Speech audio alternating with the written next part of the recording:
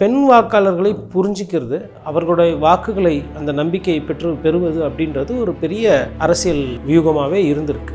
விஜய் என்ன முடிவு எடுக்கிறாரு, சீமான் என்ன முடிவு எடுக்கிறாரு, எடப்பாடி பழனிசாமி என்ன முடிவு எடுக்கிறாரு, முதல்வர் ஸ்டாலின் என்ன முடிவு எடுக்கிறாரு அப்படின்றதெல்லாம் நம்ம பேசுகிறோம். பட் பெண்கள், பெரும்பான்மையான பெண்கள் என்ன முடிவு எடுக்க போகிறாங்கிறத பற்றி நம்ம அதிக நேரம் பேசுறது இல்லை. ஆனால் அது ரொம்ப முக்கியமானது. இப்போ இன்றைக்கி தேதியில் ஆட்சி அதிகாரத்தில் இருக்கக்கூடிய திரு ஸ்டாலின் அவர்கள் அந்த அப்பான்ற ஒரு கான்செப்ட் ஒன்று சமீபமாக கொண்டு வந்து அதை பிரபலப்படுத்துறது, அப்புறமா பெண்களுக்கு அந்த உரிமை தொகை, அது ஒரு சிறப்பான திட்டம். அப்போ கூட்டி கழிச்சு போகும்போது கிட்டத்தட்ட 5.25 ஒரு 6 கோடி கிட்டத்தட்ட வாக்காளரோட பட்டியல் இருக்குன்றது என்னோட புரிதல். 6 கோடியில் 1 கோடி 3 லட்சம் 30 லட்சம்ன்றது கிட்டத்தட்ட அது பெண் வாக்காளர்களை ஒரு கணிசமான எண்ணிக்கை. அப்போ அந்த கணிசமான எண்ணிக்கைக்கு மாதம் 1000 ரூபாய் அப்படின்றது ஒரு நல்ல திட்டம், மக்களுக்கு வரவேற்பு திட்டம். அது கண்டிப்பாக ஸ்டாலின் அவர்களுக்கு பெண் வாக்காளர்கள் மத்தியில் ஒரு நல்ல பேரை உருவாக்கி தரும். கூட்டி கழிச்சு பார்க்கும்போது முதல்வர் ஸ்டாலின் அவர்களுக்கு பெண்கள் கிட்ட வாக்குகள் கூடும். அது திட்டத்தால் ஆட்சி திருப்பி வரும் அப்படின்றதுக்கு உத்தரவாதம் இல்லை. ஆனால் இந்த திட்டம் மக்கள்கிட்ட நிறைய போய் சேர்ந்துருக்கு, அதனால் அவருக்கு கூடுதல் வாக்கு வரும் அப்படின்றத நான் நம்புகிறேன். இப்போது இன்றைக்கி திட்டங்களை விட திமுகவை தூக்கி பிடிப்பது என்பது ஸ்டாலின் அவர்களோட அந்த பிராண்டு, அதுக்கப்புறம் அந்த கூட்டணி வலிமை, இது 2 தான். இப்போ ஒருவேளை விஜய் ஒரு 3வது அணியை அமைச்சு அது ஒரு மக்கள் நல கூட்டணி மாதிரி அதுவும் ஒரு வியூவை எடுக்குது அப்படின்னா அட்வான்டேஜ் ஸ்டாலின் அவர்கள் திருப்பி முதலமைச்சர் ஆகிறதுக்கும் ஒரு காலகட்டத்துக்கு பிறகு உதயநிதி ஸ்டாலின் அவர்கள் முதலமைச்சர் ஆகிறதுக்கும் வாய்ப்புகள் இருக்கிறதா நான் ஒரு பத்திரிகையாளராக பார்க்குறேன். இதே போன்ற கருத்து தொடர்ச்சியாக தேர்தலுக்கு 3 மாதங்களுக்கு முன்பு வரை வந்துக்கிட்டே இருந்துச்சுன்னா எடப்பாடி அவர்களுடைய தலைமை மீது மக்களுக்கு எப்படி நம்பிக்கை வரும்? எடப்பாடியின் தலைமையின் மீதுன்ற நம்பிக்கை வரதை விட அண்ணாமலையோட ஆசை நிறைவேறும். அதுதான் நீங்கள் கேட்ட கேள்விக்கு பதில். லிபர்டி தமிழ் நேயர்களுக்கு வணக்கம். இன்றைய நேர்காணலில் நாம் சந்திக்க இருப்பவர் பத்திரிகையாளர் கோட்டீஸ்வரன் அவர்கள். வணக்கம் சார். நெறியாளருக்கும் நேயர்களுக்கும் வணக்கம். 2026 தேர்தலில் பெண்கள் ஓட்டு ரொம்ப முக்கியமாக பார்க்கப்படுது. இப்போ கடந்த பீகார் தேர்தலில் கூட கடைசி நேரத்தில் பெண்கள் ஓட்டு முக்கியத்துவத்தால் தான் நிதிஷ்குமார் ஜெயிச்சாருன்னா சொன்னாங்க. ஆனால் தமிழ்நாட்டில் எப்போவுமே இப்போ திமுக ஆட்சிக்கு வந்திருந்து பெண்களுக்காக பல்வேறு திட்டங்கள், அந்த மகளிர் உரிமை தொகை, அந்த பஸ்ஸில் பயணம் உள்ளிட்ட பல்வேறு திட்டங்கள், புதுமை பெண் உள்ளிட்ட திட்டங்கள் தொடர்ச்சியாக இப்போ ஜெயலலிதா அம்மா அவங்க இருக்கும் பொழுது பெண்கள் வாக்கு வங்கி முழுமையாக அதிமுகவுக்கு போகணும்னு ஒரு பார்வை இருந்துச்சு. இப்போ ஸ்டாலின் அவர்களுடைய இந்த திட்டங்களுக்கு பிறகு திமுகவுக்கு அதிக அளவுக்குள்ள பெண்கள் ஓட்டு இருக்குது. இதை எப்படியாவது உடைக்கணும்னு எதிர்க்கட்சிகள் ரொம்ப முனைக்கட்டுறதை நம்ம பார்க்க முடியுது. அதிமுக ஒன்றிணையாமல் இருக்குது, இது போன்ற சிக்கல்கள் இருக்குது. நடப்பது எல்லாமே ஸ்டாலினுக்கு சாதகமாக இருக்குன்னு ஒரு கருத்து இருக்குது. உங்களுடைய பார்வை? ஒரு நீண்ட கேள்வி கேட்டிருக்கீங்க. அதில் நிறைய கேள்விகள், துணை கேள்விகள், அரசியல் அடங்கியிருக்கு. ஒவ்வொன்றா பார்க்கணுன்னா முதல்ல பெண் வாக்குகள், குறிப்பாக தேர்தலில் வெற்றி தோல்வி அப்படின்றத முடிவு பண்ணுற ஒரு முக்கியமான ஃபேக்டராக பெண் வாக்காளர்கள் எப்பயுமே இருந்திருக்காங்க. இப்போ கருத்து கணிப்பு கூட சம்டைம்ஸ் தவறாக போகிறதுக்கு காரணம், அதாவது ஜென்யூனாக பண்ணுற கருத்து கணிப்பு, ஒரு சிலது கருத்து திணிப்பு இருக்கும், அது நிறைய நேரத்தில் தோல்வியில் போய் நிற்கும். ஆனால் ஒரு சில பத்திரிகையாளர்கள் நேர்மையாக நடத்தி எடுக்கும்போது கூட இந்த கருத்து கணிப்பில் பார்த்திங்கன்னா பெண் வாக்காளர்களோட மனசை நம்ம புரிஞ்சிக்க முடியாது. அந்த பெண் பொதுவாகவே அவங்களோட அந்த ஆழ் மனசில் என்ன நினைக்கிறாங்கன்றது அது சீக்கிரமாக நம்மளால் யூகிக்க முடியாது. ஆண்களை பொறுத்தவரையிலும் கொஞ்சம் மக்கள் ஓட்டவாய், நம்மளை மாதிரி ஏதோ ஒன்று பேசிட்டு மனசில் என்ன இருக்காது சொல்லிட்டு போயிடுவாங்க. கிட்டத்தட்ட அது மாதிரி தான் அவங்க போவாங்க ட்ரெண்டு. பட் பெண் வாக்காளர்களை பொறுத்தவரையிலும் பார்த்திங்கன்னா அவங்க சம்டைம்ஸ் நிராகரிப்பாங்க நம்ம போய் கேள்வி கேட்டோம்னா, இல்லைனா ஒரு சிரிச்சுட்டு அமைதியாக போயிடுவாங்க. வெளிப்படையாக ரொம்ப சொல்ல மாட்டாங்க. ஒரு சிலர் கொஞ்சம் வெளிப்படையாக சொல்லுவாங்க. அவங்க பார்த்திங்கன்னா ஒரு கட்சி சார்பாகவோ இல்லை ஒரு கொள்கை ரீதியாகவோ இல்லை ஒரு திட்டத்தால் பயனடைந்தவங்க இருப்பாங்க. பட் பெரும்பான்மையான பெண்கள் பெண் வாக்காளர்கள் ஒரு அமைதி, மௌனம் தான் காப்பாங்க. அப்போது அந்த பெண் வாக்காளர்களை புரிஞ்சிக்கிறது, அவர்களுடைய வாக்குகளை அந்த நம்பிக்கையை பெறுவது அப்படின்றது ஒரு பெரிய அரசியல் வியூகமாகவே இருந்திருக்கு. இப்போ உதாரணத்துக்கு பீகாரில் பிஜேபி ஜெயிச்சதுக்கு முக்கிய காரணம் அந்த 9 விழுக்காடுக்கு கிட்டத்தட்ட ஸ்விங் வந்திருக்கு. அந்த ஆட்சி மாற்றம் வேண்டாம், இதுவே இருக்கட்டும் அப்படின்றது 9 விழுக்காடு இருக்குது. அதற்கு முக்கிய காரணம் பெண் வாக்காளர்கள்ன்றது அங்கே இருக்கக்கூடிய முந்தைய கருத்துலையும் அதுதான் சொன்னாங்க, பிந்தைய கருத்து கணிப்பு, அந்த பிந்தைய நடந்த அனலிஸ்ட்லையும் அதுதான் கன்ஃபார்ம் ஆகிருக்கு.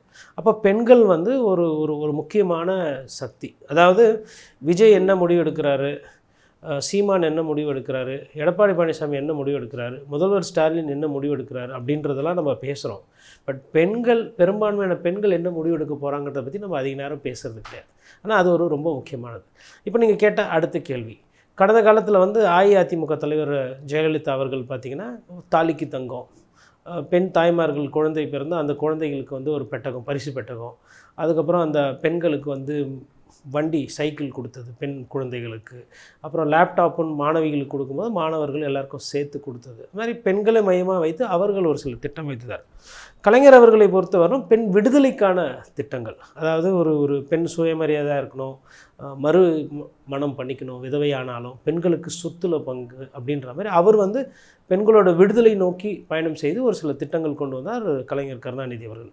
அம்மையார் ஜெயலலிதா அவர்களை பொறுத்தவரை பார்த்தா பெண்களுக்கு தேவையான அன்றாட வாழ்க்கைக்கு வாழ்வாதாரம் மேம்படுத்துறதுக்கு என்ன, அவங்க ஒரு நாள் வந்து இப்போ பெண் உரிமை, பெண் விடுதலை அது ஒரு சைடு இருந்தாலும் அவங்கள பொறுத்தவரை டெய்லி அவங்களுக்கு வந்து பிரச்சனை இல்லாமல் போகிறதுக்கு ஒரு மிக்சி, கிரைண்டரு, ஃபேனு, அதுக்கப்புறமா வந்து தாலிக்கு தங்கம், அதுக்கப்புறமா வந்து பெண் குழந்தைகளுக்குன்ட்டு வந்து ஒரு சில இலவசமான திட்டங்கள், கல்யாணத்துக்கு வந்து ஒரு தொகை உதவியாக கொடுக்கறது, அது மாதிரி பெண்களை ஃபோக்கஸ் பண்ணி அவங்க பண்ணாங்க. அதை தாண்டி வந்து பெண்கள் மத்தியில் அம்மையார் ஜெயலலிதாக்கு என்று ஒரு தனி பெயர் இருந்தது. உடச்சி சொல்லணும்னா பெண் வாக்காளர்கள் வந்து ஜெயலலிதா அவர்கள் அதிகமாக கவர்ந்து வைத்திருந்தார்கள். இப்போ அம்மையார் மறைவுக்கு பிறகு அதை யார் அறுவடை செய்கிறதுன்னு ஒரு போட்டி ஒன்று வந்துச்சு. அந்த காலகட்டத்தில் வந்து கனிமொழி அவர்கள் அந்த இடத்த ஃபில் பண்ணுவாங்களா, அம்மையார் ஜெயலலிதாவுக்கு பிறகு கனிமொழி அவர்கள் வந்து ஒரு பெண்களுக்கு உண்டான ஒரு தலைவராக, முக்கிய தலைவராக உருவெடுப்பாங்களான்றதான் பேசப்பட்டது. பட் அவங்க அந்த மாதிரி லைனில் போகல. அவங்க ஒரு பொதுவான அரசியலை நோக்கி தான் அவங்க போயிட்டாங்க. அப்போது இன்னமும் அந்த கேப் இருக்குது. அப்புறம் பிரேமலதா விஜயகாந்த் அவர்களுக்கும் ஒரு அந்த ஸ்பேஸ் வந்துச்சு அம்மையார் ஜெயலலிதாக்கு பிறகு.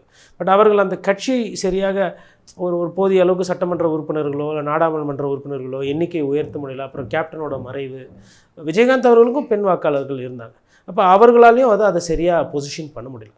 அப்போ இன்றைக்கி தேதியில் ஆட்சி அதிகாரத்தில் இருக்கக்கூடிய திரு ஸ்டாலின் அவர்கள் அந்த அப்பான்ற ஒரு கான்செப்ட் ஒன்று சமீபமாக கொண்டு வந்து அதை பிரபலப்படுத்துறது. அப்புறமா பெண்களுக்கு அந்த உரிமை தொகை, அது வந்து ஒரு சிறப்பான திட்டம். அந்த திட்டம் வந்து கண்டிப்பாக பெண்கள்கிட்ட நல்ல வரவேற்பு இருக்குன்றதை அவர் உணர்ந்து அந்த திட்டத்தை வந்து அரசு கஜானா காலியானாலும் பரவாயில்ல, கடனில் இருந்தாலும் பரவாயில்ல, 10ஓட 11 அத்தோட 1, இது கடன் ஏறினாலும் பரவாயில்ல, இதை நான் கொடுக்கணும். இது வந்து பெண்களுக்கு இந்த பணன்றது தேவை, அது முக்கியமானது, அதில் வந்து மாற்றுக்கிறது கிடையாது. அதனால் அதிகரிக்கப்படும்ன்றாரு. கிட்டத்தட்ட 1,30,00,000 பேருக்கு போகிறாங்க. அப்போ நம்ம சராசரி வாக்காளர்கள் எண்ணிக்கை எடுத்திங்கன்னா 6.36. இப்போது இந்த எஸ்ஐஆரில் ஒரு சில குளறுபடிகள் இருக்குது, மக்கள் பாதிக்கப்படுறாங்க, பெயர்கள் நீக்கப்படுகிறதுன்றதுலாம் இருக்குது. 80-85 லட்சம் பேர் நீக்கப்படுறாங்கன்ற மாதிரி குற்றச்சாட்டு வைக்கிறாங்க. அதில் இப்போ நிறைய பேர் ஃபார்ம் 6 கொடுத்து இணைவார்கள். நிறைய இடத்துல வந்து அந்த எஸ்ஐஆர் ஃபார்ம் திருப்பி வரலன்றாங்க. அப்போ எப்படி பார்த்தாலும் நான் என்ன நினைக்கிறேன்னா, அட்லீஸ்ட் ஒரு 30 லட்சம் பேர்களாவது நீக்கப்படலாம், இல்லை டூப்ளிகேஷனாக இருக்கிறது டெலீட் பண்ணப்படலாம், இல்லை இறந்தவர்கள். அப்போ கூட்டி கழிச்சு பார்க்கும்போது கிட்டத்தட்ட 5.25 ஒரு 6 கோடி கிட்டத்தட்ட வாக்காளரோட பட்டியல் இருக்குன்றது என்னோட புரிதல். அப்போ 5.25 கோடின்னு வச்சுக்கோங்களேன், இல்லை ஒரு 6 கோடி வச்சிங்கன்னா 6 கோடியில் 1,03,00,000 30 லட்சம்ன்றது கிட்டத்தட்ட வந்து அது பெண் வாக்காளர்களை ஒரு கணிசமான எண்ணிக்கை. அப்போ அந்த கணிசமான எண்ணிக்கைக்கு வந்து மாதம் 1000 ரூபாய் அப்படின்றது வந்து ஒரு நல்ல திட்டம், மக்களுக்கு வரவேற்பு திட்டம். அது கண்டிப்பாக ஸ்டாலின் அவர்களுக்கு பெண் வாக்காளர்கள் மத்தியில் ஒரு நல்ல பேரை உருவாக்கி தரும். ஏன்னா அது வந்து அவருக்கு ஒரு புது டொமைன். கலைஞர் அவர்களை பொறுத்தவரையிலும் எல்லாம் கலந்த மாதிரி வரும் வாக்குகள். கரெக்டாக ஃபாலோ பண்ணுறான்னு பார்க்கலாமா? இப்போ ஜெயலலிதா அவர்கள் மறைவுக்கு பிறகு அடுத்தடுத்து ஸ்டாலின் அவர்கள் அவர் முன்வைக்கிற திட்டம் எல்லாமே பெண்களை நோக்கி தான், பெண்களை நோக்கியாவே எல்லா திட்டத்தையும் முன்வைக்கிறாரு. அந்த ரொம்ப அதை ஃபாலோ பண்ணுறது எப்படி பார்க்குறீங்க? இல்லைங்க, முதலமைச்சரை பொறுத்த வரையிலும் ஓரளவுக்கு வந்து செய்யணும்னு நினைக்கிறாரு. பட் நான் இதை எப்படி பார்க்குறேன்னா, இந்த திட்டம்லாம் இன்னும் முன்கூட்டியே பண்ணியிருக்கணும். இப்போ டிசம்பரில் நீங்கள் வந்து ஒரு 17 லட்சம் பேருக்கு எக்ஸ்ட்ரா கொடுக்குறீங்க. இதை வந்து மேபி அட்லீஸ்ட் ஒரு வருஷம் 2 வருஷத்துக்கு முன்னாடியே கூட ஒரு தொலைநோக்கு பார்வையில் பண்ணியிருக்கலாம். இப்போவுமே எனக்கு சொல்லப்படுற செய்தி என்னென்னா, முதல்வரோட ஓட்டத்துக்கு, முதல்வரோட சிந்தனைக்கு ஏற்ப அதிகாரிகள் ஒத்துழைப்பு இல்லை. அவங்க வந்து கண்டிப்பாக 17 லட்சத்துக்கு வந்து ஃபஸ்ட்டு வந்து வந்த தரவுகள் அப்படி இல்லை. 30 லட்சம் பேர் 40 லட்சம் பேர் எய்ம் பண்ணாங்க. பட் ஏதோ சில காரணங்களால் நிறைய பேருக்கு இன்னமும் கொஞ்சம் பேர் விடுபட்டுருக்காங்க. அந்த ஒரு விஷயம் இருக்குது. இன்னொன்று, இப்போது அந்த 1 கோடி பேருன்றது அதில் மினிமம் கேரண்டி. மிச்சம் இருக்கிற அந்த 30 லட்சத்தில் வந்துட்டு கடைசியாக வருது, காலம் தாழ்ந்து வருது அப்படின்ற உங்களுக்கு கலைஞர் அவர்களை தான் நான் கோடிட்டு காட்டும். ஒரு பத்திரிகையாளர் சந்திப்பில் ஒரு பத்திரிகையாளர் கேட்குறாரு, இந்த அரசியலை நீங்கள் கற்றுக்கிட்டது என்னென்னா, நம்மளால் பயன்பெற்றவங்க, பயன் பெறறவங்க என்றைக்குமே நம்ம கூட தான் இருப்பாங்கன்னு நம்ம வந்து கேரண்டி எடுத்துக்க முடியாது, உத்தரவாதமாக எடுத்துக்க முடியாது. யார் எப்போ வேணால் அரசியல் சூழலில் மனநிலை மாறலாம் அப்படின்ற அந்த உள் உணர்வையும் உள் உண்மையும் புரிந்தவர் தான் கலைஞர் அவர்கள். அப்போ அந்தளவுக்கு பார்க்கும்பொழுது கூட்டி கழிச்சு பார்க்கும்போது முதல்வர் ஸ்டாலின் அவர்களுக்கு பெண்கள் கிட்ட வாக்குகள் கூடும்.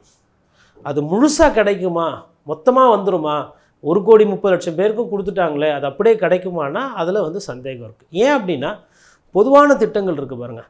இப்போது முன்னாடிலாம் வந்து டிவி கொடுத்தாரு கலைஞர் ஒரு காலத்தில், அதுக்கப்புறம் அம்மையார் ஜெயலலிதா வந்து நிறைய திட்டங்கள் அவங்களும் அது மாதிரி கொடுத்துருக்காங்க, அம்மா உணவகம் வந்தது. அப்படி ஒரு சில திட்டங்கள் மொத்த பொதுமக்களுக்கு பண்ணியுமே ஒரு சில நேரத்தில் ஆட்சி வந்து திருப்பி வந்தது கிடையாது. இப்போ ஒரு ஆட்சி சிறப்பாக இருக்குது, திட்டங்கள் சிறப்பாக இருக்குன்னா அதை வந்து கண்டிப்பாக திரும்ப திரும்ப வரணும். ஆனால் தமிழகத்தை பொறுத்தவரைக்கும் சம்டைம்ஸ் மக்கள் மாற்றியும் போட்டிருக்காங்க. இப்போது இன்றைக்கி வந்து திட்டங்களை விட திமுக அதை வந்து தூக்கி பிடிப்பது என்பது ஸ்டாலின் அவர்களோட அந்த பிராண்டு, அதுக்கப்புறம் அந்த கூட்டணி வலிமை, இது 2 தான். மகளிர் திட்டம் என்பது 1000 ரூபாய் என்பது ஒரு முக்கியமான திட்டம். அதிலே வந்து அவர் ஸ்டாலினோட பிராண்டு சேர்ந்துடும். அது திட்டத்தால் ஆட்சி திருப்பி வரும் அப்படின்றதுக்கு உத்தரவாதம் இல்லை. ஆனால் இந்த திட்டம் மக்கள்கிட்ட நிறைய போய் சேர்ந்துருக்கு, அதனால் அவருக்கு கூடுதல் வாக்கு வரும் அப்படின்றத நான் நம்புகிறேன். அப்போது ஒரு சைடு பெண்கள் சந்தோஷமாக இருக்கிறாங்க அப்படி வச்சுக்குவோம், அந்த திட்டத்தை வாங்குறவங்க. வாங்காத பெண்களோட மனநிலை என்ன இருக்குது? ஒரு சில நேரத்தில் வந்து இப்போ தாலிக்கு தங்கம் போடுற திட்டம்லாம் இன்றைக்கி ஒரு பவுன் வந்து 1,00,000 போது மக்கள் வந்து அதை யோசிக்க ஆரம்பித்தாங்கன்னா சிக்கல். அதே ஆண்களை பொறுத்தவரை நிறைய பாதிப்பு இருக்குது. ஏன்னா உங்களுக்கு செலவுன்னு பார்த்தீங்கன்னா ஆண்களுக்கு அதிகமாக ஆகிட்டே போகுது. பெண்களுக்கு அனைத்தையும் வந்து ஒரு அப்பாவாக ஸ்டாலின் அவர்கள் செய்து கொண்டிருக்கிறார். அப்போது ஆண் பாவம் பொல்லாதது, ஆண்களுக்கு என்ன எங்களுக்கு ஒன்றுமே இல்லையா, நாங்களும் தானே உழைக்கிறோம், நாங்களும் தானே வெயிலில் இருக்கோம், அப்போ நாங்களும் தானே மனுஷ பிறவி, எங்களுக்கும் எதனா பார்த்து செய்யக்கூடாதுன்னு அது ஒரு நியாயமான ஒரு ஆதங்கமோ இல்லை கோரிக்கையோ எதுவோ இருக்கும். குறிப்பாக மது பிரியர்களுக்கெல்லாம் பார்த்திங்கன்னா விலைவாசி ஏறிட்டே தான் போகுது.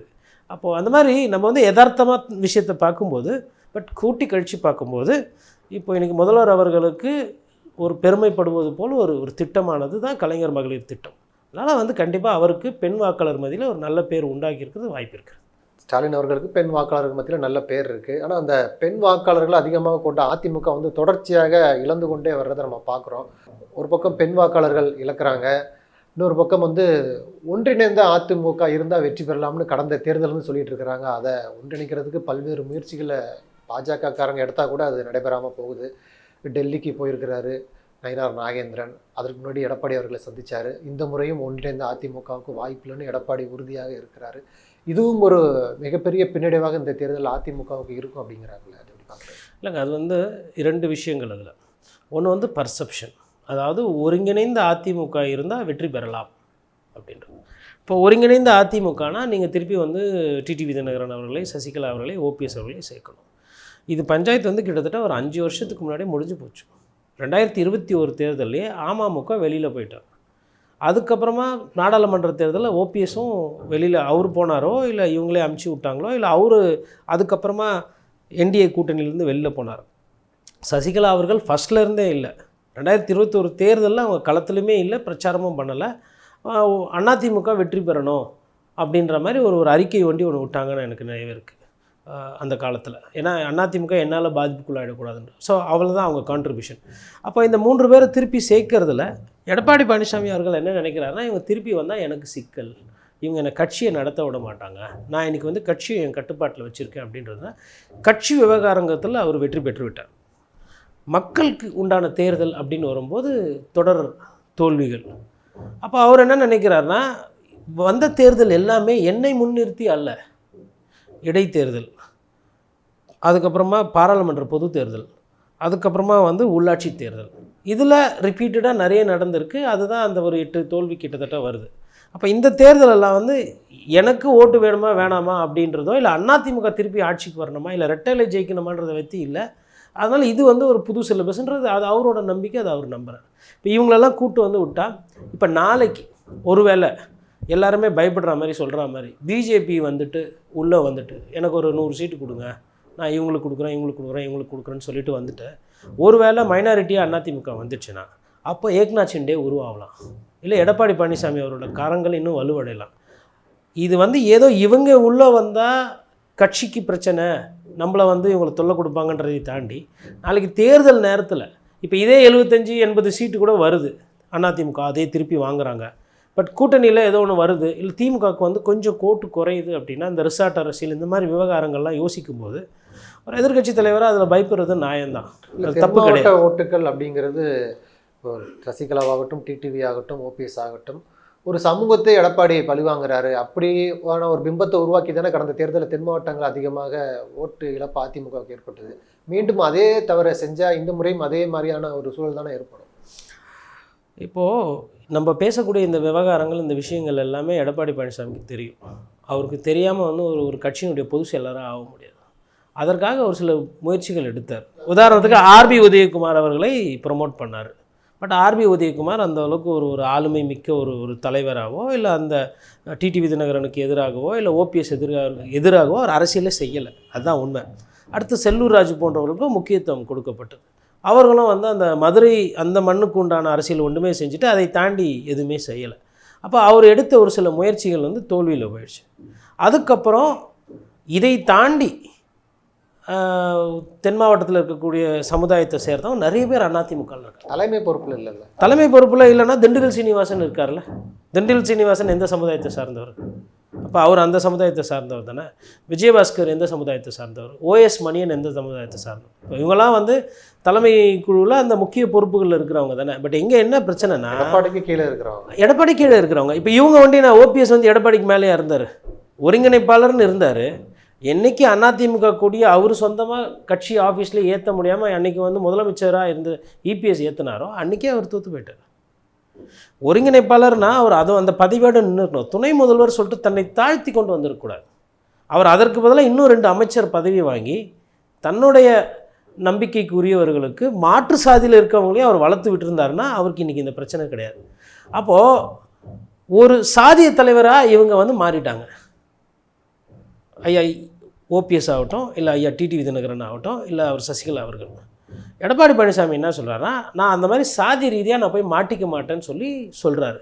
ஆனால் இந்த பிரச்சனை இருக்கிறது தெரிஞ்ச காரணத்தினால அவரும் என்ன பண்ணுறாரு, ஐயா முத்துராமலிங்க தேவருக்கு நம்ம வந்து பாரத ரத்னா வாங்கணும், மதுரை விமான நிலையத்துக்கு பசும்பொன் அவர்களோட பேர் வைக்கணும் அப்படின்னு அந்த அரசியலும் எடுக்கிறாரு. அப்போ இன்னும் ஜனவரி, பிப்ரவரி, மார்ச் இருக்குது. இதுக்குள்ளே என்ன அரசியல் நடக்கும், என்ன போகுன்றது தெரியும். ஒருவேளை ஓபிஎஸ் சேர்த்துக்கிறாங்க, இல்லை என்டிஏ கூட்டணியில் சேர்த்துக்கிறாங்கன்னா அப்போ இது ஒரு பேசு பொருளாகுது. சாதின்றது வந்துங்க தமிழக அரசியலில் வந்து அது ஒரு காரணி. அதை வைத்து தான் ஆட்சி மாற்றம், ஆட்சி போகுது அப்படின்றதில்ல. போன வாட்டி எனக்கு தெரிஞ்சு ஆட்சி போனதுக்கு காரணம் அதிமுகவோட ஆட்சி 10 வருஷம் இருந்தது. அதற்கு முந்தைய தேர்தலையும் அதிமுக தோற்றுருக்கணும். ஏன்னா நம்மளது வந்து 5 வருஷத்துக்கு மாறுற அரசியல். அது வந்து ஏதோ ஒரு டைட் இதில் வந்துட்டு மக்கள் நல கூட்டணி மாதிரி ஒரு சில விஷயங்கள்லாம் உருவான காரணத்தினால ஓட்டுகள் சிதறின காரணத்தில் அம்மையார் ஜெயலலிதா திரும்பி வர முடிஞ்சுது. அவர்களோட அது ஒரு மாஸ்டர் ஸ்ட்ரோக். இப்போ ஒருவேளை விஜய் வந்து ஒரு 3வது அணியை அமைச்சு அது ஒரு மக்கள் நல கூட்டணி மாதிரி அதுவும் ஒரு வியூவை எடுக்குது அப்படின்னா அட்வான்டேஜ் ஸ்டாலின் அவர்கள் திருப்பி முதலமைச்சர் ஆகிறதுக்கும் ஒரு காலகட்டத்துக்கு பிறகு உதயநிதி ஸ்டாலின் அவர்கள் முதலமைச்சர் ஆகிறதுக்கும் வாய்ப்புகள் இருக்கிறதா நான் ஒரு பத்திரிகையாளராக பார்க்குறேன். அப்போது நம்ம வந்து ஒரு சமகால அரசியல் பார்க்கணும். அதிமுகவுக்கு பிரச்சனை வந்து ஒரு சமுதாயத்தை அவர் கிட்ட சேர்க்கல கொள்ளலைன்றது கிடையாது. இப்போது அந்த இடத்துல சீட்டுன்னு கொடுக்கும்போது அதிமுகவில் இருக்கிற கட்சிக்காரர்கள் அந்த சமுதாயத்தில் இருக்கவங்க தான் நாங்கள் நிற்க போகிறாங்க. இப்போ முதுகுளத்தூர் எடுக்கிறீங்க, ராமநாதபுரம் எடுக்கிறீங்க, அதுக்கப்புறமா வந்து உங்களுக்கு ஸ்ரீவைகுண்டம் எடுக்கிறீங்க, விளாத்திக்குளம் எடுக்கிறீங்க, தென்காசி எடுக்கிறீங்க, திருநெல்வேலி எடுக்கிறீங்க. இப்போ திருநெல்வேலினா அங்கே எது அதிகமான மக்கள் இருக்கிறாங்களோ அந்த மாதிரி இருக்கிறவங்க தான் அதிகமாக சீட்டு கொடுக்குற வாய்ப்பு இருக்குது. இப்போ தென்காசியில் போய்ட்டு நீங்கள் வந்து ஒரு பிராமணரையோ இல்லை ஒரு எடையரையோ இல்லை திருநெல்வேலியில் போய்ட்டு ஒரு செட்டியாரையோ இல்லை திருநெல்வேலியில் போய்ட்டு நீங்கள் வந்து ஒரு ரெட்டியாரையோ போட போகிறதில்ல. அந்தந்த மண்ணில் எந்த சமுதாயம் இருக்கோ அங்கே தான் அவங்க எம்எல்ஏ ஆக போகிறாங்க, வாய்ப்பு இருந்தால் அமைச்சர் ஆக போகிறாங்க. எல்லா கட்சியிலும் இருக்கிறது தான். சாதினால தான் வந்து ஒரு ஆட்சி மாற்றம் வரலை, சாதியை இது பண்ணதுன்றது கிடையாது. அதை தாண்டி பெரிய காரியங்கள் அந்த ஆட்சியின் மீது கோவம் தொடர்ந்து இவங்களே இருக்கிறாங்க. மத்திய அரசு மீது இருக்கக்கூடிய கோவம், பிஜேபியோட கூட்டணியில் இருக்காங்க. அப்புறம் இது பார்த்தாச்சு, சலிப்பு தட்டிடுச்சு, இவங்களே பார்த்தாச்சு. புதுசாக ஒருத்தர் வரட்டுமே, ஸ்டாலின் அவர்கள் எப்படி இருப்பார் ஒரு முதலமைச்சராக, அவரோட எண்ணோட்டம் என்ன இருக்கும், அவருக்கு ஒரு சான்ஸ் கொடுப்போமே, அவருக்கு ஒரு வாய்ப்பு கொடுக்குமே, அது ஆன்டி இன்கம்பன்ட் சொல்லுவோம். அப்போ அது வந்து ஒரு நேச்சுரல் ப்ராசஸ். அதிமுக போன தேர்தலில் தோற்றுதுன்றது ஒரு இயல்பாக நடக்கக்கூடியது. அந்த தோல்விக்கு வந்து அமமுகவும் காரணம் அப்படின்னு சொல்லலாம், அதுவும் ஒரு காரணி தான். ஆனால் முக்கியமான காரணி அது அல்ல. முக்கியமான காரணி அந்த ஆட்சியின் மீது மக்களுக்கு கோபம். இப்போ இந்த ஆட்சி இருக்குது, இப்போ இந்த ஆட்சியின் மீது மக்களுக்கு கோபம் இருக்குதுன்னு வச்சுக்கோங்களேன். இப்போ திமுக ஆட்சியின் மீது அதுதான் பிரதானமாக எதிரொலிக்கும். அதற்கு பிறகு அதில் சாதி பிரச்சனைகள், மத பிரச்சனைகள், வாக்காளர்களுக்கு யார் காசு கொடுத்தாங்களா இல்லையா, கூட்டணி, அதெல்லாம் அடுத்த காரணிகள். காரணி இந்த ஆட்சி பிடிக்குமா பிடிக்காதா, இந்த ஆட்சி வேணுமா வேணாமா, இதுதான் ஃபஸ்ட்டு சப்ஜெக்ட். ப்ரோ இன்கம்பன்சி ஆட்சி வேணும்னா, ஆட்சி போகணும்னா ஆன்டி இன்கம்பன்சி ஆட்சிக்கு எதிரான வாக்குகள், இதுதான் காரணி. அந்த காரணி தான் அதிமுக அடித்ததை தவிர்த்து டிடிவி தினகரன் அடித்தார், ஓபிஎஸ் சரியாக வேலை பார்க்கலன்றது அது உட்கட்சி பிரச்சனை. அதாவது தொகுதிக்கு தொகுதி ஒரு சில தொகுதிகள் போயிருக்கும். அதனால் மைக்ரோவாக நான் என்ன சொல்கிறேன்னா, இப்போ என்ன சொல்கிறாங்க, அந்த மாதிரி பண்ணதுனால ஒரு 15 தொகுதி போயிடுச்சு. சரி 75 15 சேர்த்தா என்ன வந்துச்சு, 90 சீட்டு. அமமுக ஒன்றாவே இருக்கிறாரு. 90 சீட்டை வச்சு என்ன பண்ணியிருப்பீங்க, ஆட்சிக்கு வந்துட்டு இருப்பீங்களா?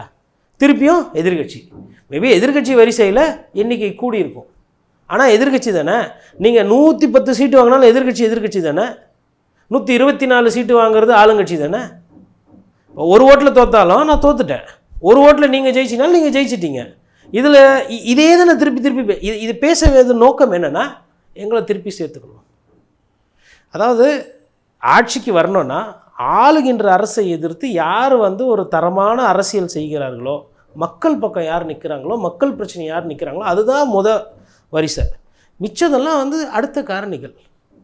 நீங்கள் சொல்வது போல் இப்போ அதிமுகவுடைய உட்கட்சி பிரச்சனை ஒரு பெரிய அளவில் இல்லை, அது பெரிய அளவில் இல்லை எதிரொலிக்காது, அது ஒரு முக்கிய காரணம் இல்லைன்னு சொல்றீங்க. இன்னொரு புறம் எடப்பாடியுடைய தலைமை பண்பு மீதே பல்வேறு கேள்விகள் வைக்கிறாங்க இல்லையா. தொடர்ச்சியாக இப்போ நேற்று பத்திரிகையாளர் சந்திப்பு கூட அண்ணாமலை சொல்றாரு, யாரெல்லாம் கூட்டணிக்கு வருவாங்கன்னு தேசிய தலைவர்கள் முடிவெடுப்பாங்க, அதை தமிழ்நாட்டில் எடப்பாடியும் நயினார் நாகேந்திரனும் அறிவிப்பாங்க அப்படின்னு ஒரு ஸ்டேட்மெண்ட் தான் கொடுக்குறாரு. அப்போ இன்னுமே எடப்பாடி தலைமை மீது ஒரு கேள்விக்குறி இருக்குல்ல, அதையும் மக்கள் மத்தியில் எதிரொலிக்கும்ல. இல்லை நீங்கள் அண்ணாமலை கிட்ட வேறு என்ன நீங்கள் எதிர்பார்க்குறீங்க? அண்ணாமலை உண்மையை தானே பேசியிருக்காரு, அவருக்கு இருக்கிற கோவத்தை காட்டுறாரு. அதாவது இவர் டெல்லிக்கு நிலைப்பாட்டை சொல்கிறாரு. பாஜக நிலைப்பாடுன்றது என்னென்னா, பாஜகவில் ஒரு சில தலைவர்கள் அங்கே என்ன நினைக்கிறாங்கன்னா, நீங்கள் கொடுக்க போகிறது 20 சீட்டு, இந்த 20 சீட்டுக்கு உட்காந்து நான் பாட்டாளி மக்கள் கட்சிகிட்ட பேசணும், தேசிய முற்போக்கு திராவிட கழகத்துக்கிட்ட பேசணும், அதுக்கப்புறமா வேறு சிறிய கட்சிகள் ஜான் பாண்டியன் போன்றவர்களும் அவங்கக்கிட்ட உட்காந்து பேசணும், பிஜேபி கூட விஷயங்கள் நாங்கள் ஒரு சில விஷயங்களில் பேசணும், அப்புறம் பெரிய மருத்துவருக்கும் சின்ன மருத்துவருக்கும் ராம்தாஸ் அவர்களும் அந்த பஞ்சாயத்தை பேசணும், இருக்கிற 20 சீட்டுக்கு நாங்கள் எதுக்கு இம்மா கஷ்டம் பண்ணோம் அப்படின்னு அவங்க யோசிப்பாங்களா? அவங்கள பொறுத்தவரை பிஜேபி பொறுத்தவரை தமிழ்நாடு என்ன, இவங்களுக்கு எப்படி இப்போ ஒரு மாவட்டம், இப்போ கடலூர் தமிழக அரசியல் தலைவர்களுக்கு ஒரு மாவட்டம், அந்த மாதிரி அமித்ஷா அவர்களுக்கு தமிழகம் ஒரு மாவட்டம். கூட்டணி குறித்தே அவங்க தான் முடிவெடுப்பாங்கன்னு அதெல்லாம் சொல்லலாம். அது எதுக்குன்னா அமித்ஷா அவர்களோட பிம்பத்தை ஏற்றுறதுக்கு பிஜேபி சொல்கிறாங்க. அது இன்னொன்று, அமித்ஷா அந்த வியூக வகுப்பாளர் கூட்டணி விவகாரம்லாம் எடுப்பார். தமிழகத்தில் பாரதிய ஜனதா கட்சி யார்? ஒருவேளை அமலாக்கத்துறை வைத்து, இன்கம் டேக்ஸ் துறையை வைத்து, தேர்தல் ஆணையத்தை வைத்து நீங்கள் முறுக்குறீங்க பேசுகிறீங்கன்னா அந்த வாதம் என்னால் ஒத்துக்க முடியுது. மற்றபடி சர்வ வல்லமை படைத்துச்சு பிஜேபி தான் முடிவு செய்யும்னா, பிஜேபி தலைமையில் அப்படி ஒரு கூட்டணி அமையுது, பிஜேபி தான் எல்லாத்தையும் முடிவெடுக்க போகுதுன்னா அது தமிழக மக்களுக்கு அது உகந்த நாள் தான் இருக்காது. இதே போன்ற கருத்து தொடர்ச்சியாக தேர்தலுக்கு 3 மாதங்களுக்கு முன்பு வரை வந்துக்கிட்டே இருந்துச்சுன்னா எடப்பாடி அவர்களுடைய தலைமை மீது மக்களுக்கு எப்படி நம்பிக்கை வரும்? எடப்பாடியின் தலைமையின் மீதுன்ற நம்பிக்கை வரதை விட அண்ணாமலையோட ஆசை நிறைவேறும். அதுதான் நீங்கள் கேட்ட கேள்விக்கு பதில். அண்ணாமலை அவர்களை பொறுத்தவரையில் மனதார அவர் எடப்பாடி பழனிசாமி ஜெயிக்கணும், அதிமுக வரணுன்றது கிடையாது. அவரோட பிளான் என்னென்னா, இந்த தேர்தலையும் அதிமுக தோத்துச்சுன்னா ஃப்யூச்சரில் பாஜக இன்னும் கால் ஊன்றிடும். பிரதமர் மோடி அவர்களுக்கு பிறகு, அப்புறம் அமித்ஷா அவர்களுக்கு பிறகு நான் தான் பெரிய தலைவர், நான் தான் வருங்கால ஜனாதிபதி, நான் தான் வருங்கால பிரதமர் சொல்லிட்டு என்னை பாராட்டுறதுக்கு ரூம்ஸ் ரெடியாக இருக்கிறாங்க, வார் ரூமில். அந்த மனநிலையில் இருக்கிறார். எல்லாருக்கும் இங்கே பிரச்சனை மனநிலை தான். யதார்த்த அரசியலை நோக்கி யாரும் செய்யறதில்ல. இன்னொரு யதார்த்த அரசியல்னு நான் ஒன்று சொல்கிறேன். ஒருவேளை நாளைக்கு விஜய் அவர்களோ இல்லை நாம் தமிழர் கட்சி சீமான் அவர்களோ, நான் ஒரு யூகத்தில் தான் பேசுகிறேன், ஏன்னா அண்ணன் சீமான் அவர்கள் கூட்டணிக்கு போக மாட்டார் அப்படின்றத முடிவாக இருக்கார். ஒருவேளை அவர் கூட்டணிக்கு போயிட்டாருன்னு வச்சுக்கோங்களேன், அதிமுகவோட, அதிமுக பிஜேபி சீமான் ஒரு கூட்டணி அமையுதுன்னா விஜயே மறந்துடுவாங்க. ஏன்னா 2வது பெரிய கட்சி அதிமுக, 3வது பெரிய கட்சி நாம் தமிழர் கட்சி சேர்ந்துட்டாங்க அப்படின்னா அது ஃபியூஸ் ஆகும், அது வாக்கு வன்னிக்கு அந்த ஓட் ஷேர் ட்ரான்ஸ்ஃபர் ஆகும்போது நிறைய பேருக்கு இந்த பிரச்சாரம், இந்த தேர்தல் பேரம் இருக்குது பாருங்கள், அப்படியே முடிஞ்சு போயிடும். பாட்டாளி மக்கள் கட்சி அதுக்கப்புறம் இப்போ இருக்கிற மவுஸ்லாம் இருக்காது. இதில் தாவேக்கா பேசுகிறாங்க, ஆனால் நாம் தமிழர் பற்றி பெருசாக பேசுகிறது கிடையாது. நாம் தமிழர் கூட்டணி போகாததுனால தான் அது அந்த நிலையில் இருக்குது.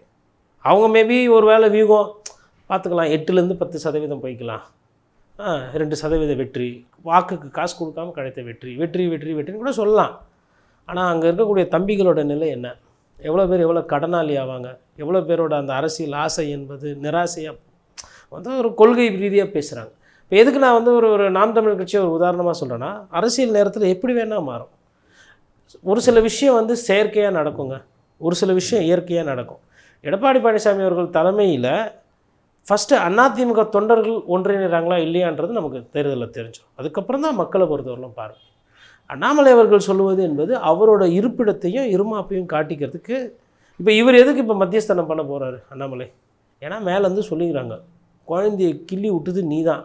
இப்போ குழந்தைய அடமுடிகிற குழந்தைய அழுகையை நிப்பாட்டி தாலாட்டம் நீ தான் பாடணும்னு சொல்லி அவருக்கு அனுப்பிச்சிருக்கிறாங்க. அந்த வேலையை அவர் செய்கிறார். நயினார் நாகேந்திரன் அவர்கள்கிட்டையுமே வந்து 1.5 மணி நேரம் பேசுகிறாங்க. கேட்டால் நயினார் வந்து வெளியில் சொல்கிறாரு, நான் வந்து அரசியல் பெருசாக பேசவில்லை. அப்போ என்ன, டீ டிஃபன் சாப்பிட்டுட்டு சர்க்கரை ஜாஸ்தியாக இருக்குது, எனக்கும் சர்க்கரை இருக்குண்ணே, எனக்கும் சுகர் நிறைய இருக்குது, அதுவாக பேசியிருப்பாங்க 2 பெரும் தலைவர்கள்? வாய்ப்பில்லை. அரசியல் தான் பேசியிருப்பாங்க. நடக்குது, ஒரு சில விஷயங்கள் நடக்குது. நம்ம அது எப்படி போகுதுன்றது பார்க்கணும். ஏன்னா பிஜேபியை பொறுத்தவரையிலும் கண்டிப்பாக அவங்க வந்து ஒரு பலமான கூட்டணி அமைக்கணும், ஆனால் அவங்க ஜெயிக்கணுன்றதுல தீர்க்கமாக இருக்காங்க. இந்த கூட்டணின்ற ஒரு விஷயம் சரியாக அமையலைன்னா அது அதிமுகவுக்கு பின்னடைவு. அப்போ எடப்பாடி பழனிசாமி அவர்களோட தலைமை நீங்கள் சொல்கிற மாதிரி கேள்விக்குறியாகும். ஆனால் மற்றபடி அண்ணாமலை அவர்கள் சொல்லுவதோ, டிடிவி தினகரன் சொல்லுவதோ, ஓபிஎஸ் சொல்லுவதுன்றது வந்து அவர்களோட தனிப்பட்ட கருத்து, அவரோட தனிப்பட்ட காழ்ப்புணர்ச்சி. ஏன்னா இவர்கள் கட்சியை பலப்படுத்துவதற்கோ இல்லை அவர்களோட தொண்டர்களை செம்மைப்படுத்துவதற்கோ திரும்ப கூட அள்ளி போடாதவங்க. அண்ணாமலையோட டார்கெட் கரெக்டாக இருந்தால் போன தேர்தலில் மைனாரிட்டியாக வந்திருக்க வேண்டியது. ஏதோ ஒரு கூட்டணி அவர் ஒரு பலமாக அமைச்சு போட்டி போட்டிருந்தாருன்னா அவர் ஒரு 5 சீட்டுனா ஜெயிச்சிருக்கணும். 5 லட்சம் 3 லட்சம் ஓட்டில் தோத்துட்டு அதுக்கப்புறமா என்ன சொல்கிறோம், அதிமுக நாங்கள் 3வது இடத்துக்கு ஒரு சில இடத்துல இதையா சொன்னீங்க நீங்கள்? ஃபஸ்ட்டு நீங்கள் என்ன சொன்னீங்க, மோடிஜி அவர்களும் இங்கே மாறிடுச்சு, ஓட்டு வரும், நாங்கள் தான் மாற்று சொன்னீங்க. கடைசியில் என்ன பண்ணீங்க, நீங்கள் தான் மாற்றா. அதிமுக தானே அதிக இடத்துல 2வது வந்தது. ஆனால் நீங்கள் தோற்றதை பேசாமல் அதிமுக தோற்று போச்சு. திமுக வந்து அதிமுக தோற்று போச்சு, இது பாரதிய ஜனதா கட்சிக்கு கிடைத்த அடி அப்படின்னு சொல்லி அவங்க பிரச்சாரத்தை மாற்றவே இல்லை. அதே ஸ்டாண்டர்ட் தான் பேசு. ஆனால் நீங்கள் ஒவ்வொரு அடி என்ன பண்ணுறீங்க, எதிர்க்கிறது திமுகவை, ஆனால் அடிக்கிறது அதிமுகவை. அப்போ அண்ணாமலை அவர்களோ டிடிவி அவர்களோ ஓபிஎஸ் அவர்களோ இதை தான் செஞ்சிட்ருக்குறாங்க. அதே மாதிரி நான் எந்த நிபந்தனை எல்லாமே சேர தயார் அப்படின்றாரு இல்லையா, அதெல்லாம் வந்து ஒரு கட்டுக்கதைகள். ஏன் நான் கட்டுக்கதைகள் சொன்னால் அங்கே இருக்கிறவங்களே சொல்கிறாங்க, ஓ எனக்கு எதுவுமே வேணாம்ப்பா, இப்போ அஜீஸ் வந்து நீங்கள் வந்து நின்று ஜெயிச்சிக்கோங்க அப்படின்னு நான் சொல்லிட்டேன்னா அப்போ அது நிபந்தனை இல்லாதது அதுதானே. நிபந்தனை இருக்குமே, ஆனால் நான் இதை சொல்லிட்டேன், நான் செய்ய மாட்டேன். இப்போ மனோஜ் பாண்டியன் எதுக்கு போனார் கட்சியை விட்டு? எந்த நிபந்தனை இல்லை அப்படின்னா அவர் வந்து அங்கேயே இருந்திருக்கலாமே. நிபந்தனைகள் இருக்குது, கோரிக்கைகள் இருக்குது, பேச்சுவார்த்தை நடக்கலை, பரஸ்பரமாக இல்லை, இதுதான் உண்மை. மற்றபடி அண்ணாமலை அவர்கள் வந்து சமாதானம் பண்ணுறதுக்கு முயற்சி பண்ணுறாரு, ஓபிஎஸ் அவர்கள் வந்து விட்டு கொடுக்க தயார், அதெல்லாம் சும்மா பேச்சு. யாருக்கும் ஒவ்வொருத்தருக்கும் எடப்பாடி பழனிசாமி அவர்களும் இறங்கி போவதற்கும் விட்டு கொடுப்பதற்கு தயாராக இல்லை. அதுதான் அவர் என்னன்றாரு, சரி பரவாயில்ல ஆனதாகி போச்சு, நீங்களாம் வந்தால் வாங்க, நான்லாம் வந்து கூப்பிட மாட்டேன், நான்லாம் வந்து பேச மாட்டேன், நீங்களாம் வந்து கட்சி வேலையை செய்கிறது கிடையாது, நான் எனக்கு உண்டான கட்சிக்காரங்களை போட்டு நான் கட்சி வேலையை செஞ்சுக்கிறேன், எல்லாம் வந்தால் கொச்சல் அப்படின்ற மாதிரி அவர் நினைக்கிறார். நான் தோத்தாலும் பரவாயில்லன்னு கூட அவர் நினைக்கலாம். நீங்கள் அவர் அழிக்கணும்னு நினைக்கும் போது அவர் உங்களையும் அழிக்க நினைக்கலாம்ல. எங்க இறுதி முடிவு எடப்பாடி பழனிசாமி எடுக்கணும். அவர் முதலமைச்சராக ஆகணுமா ஆகக்கூடாதுன்னு ஃபஸ்ட்டு அவர் உணரணும். அவர் வந்து இந்த பஞ்சாயத்தை நான் ஃபஸ்ட்டு முடிச்சுக்கிட்டு கூட நான் அப்புறம் பார்த்துக்கிறேன்னு கூட நினைக்கலாம். ஏன்னா டைம் இருக்குல்ல அவரை பொறுத்தவரையிலும். அதாவது பார்க்கணும் எப்படி போகுதுன்றதை பார்க்கணும். நன்றி. நிறைய நல்ல பயனுள்ள தகவல்களை நேயர்களுக்கு சொல்லியிருக்கீங்க. உங்களுடைய நேரத்துக்கு நன்றி. நன்றி.